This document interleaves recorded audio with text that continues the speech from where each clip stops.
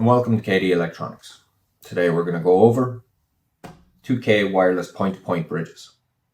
Setup is pretty simple on these, but they need 24 volt PoE. It won't work on the standard PoE plus switch. It has to be 24 volt.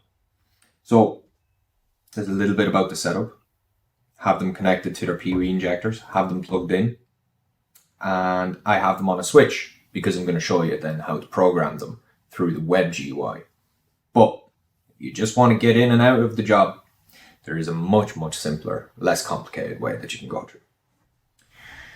So right off the bat, before installing these, you need to set one of them to the beta and the other one to the alpha.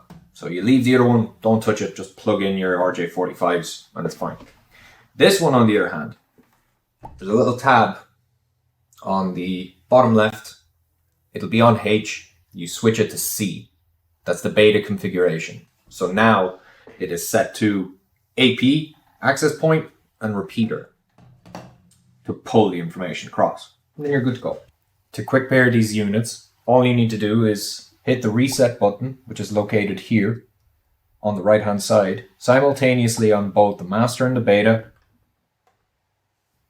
And then you'll know you've done it correctly by getting this little prompt on the screen. And then just let them do their own thing. They'll pair up eventually. So once you have these on the network and they're paired up, quick pairing, if you want to get into the settings to flute around with them a bit, you're going to have to disconnect one from your switch. They're still going to have connection. It's just your wireless bridge, hence the name. So what you want to do as well is navigate to an internet browser. So we like to use Microsoft Edge because it doesn't exactly have any problems with any other thing. So as you can see here, I'm already logged into, we go back home, AP. So this is the master. Master, I've set to 192.168.1.150 with a gateway of .1.1, right? In Wi-Fi settings, this is the settings of what the output signal is. So the SSID of the signal is going to be giga, bandwidth 40, channel 36, encryption, WPA obviously, and then Gigawave, and if you have any virtual local area networks ID, you can also add on to it.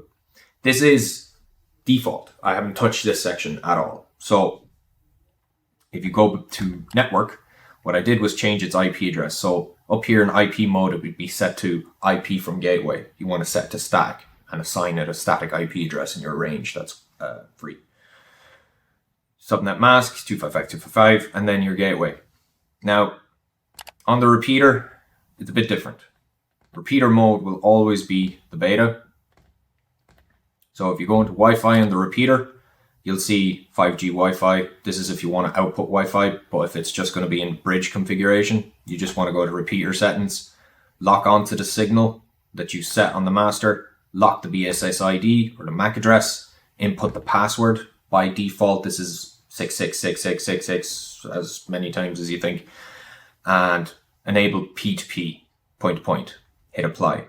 That's if you're doing a fresh installation with this through the browser. But if you do it with a pairing on the buttons, you'll have no problem.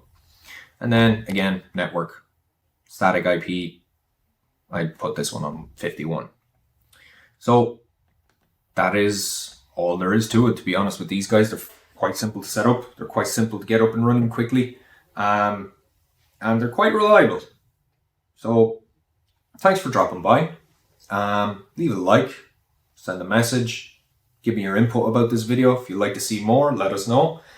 And I'll chat to you next time.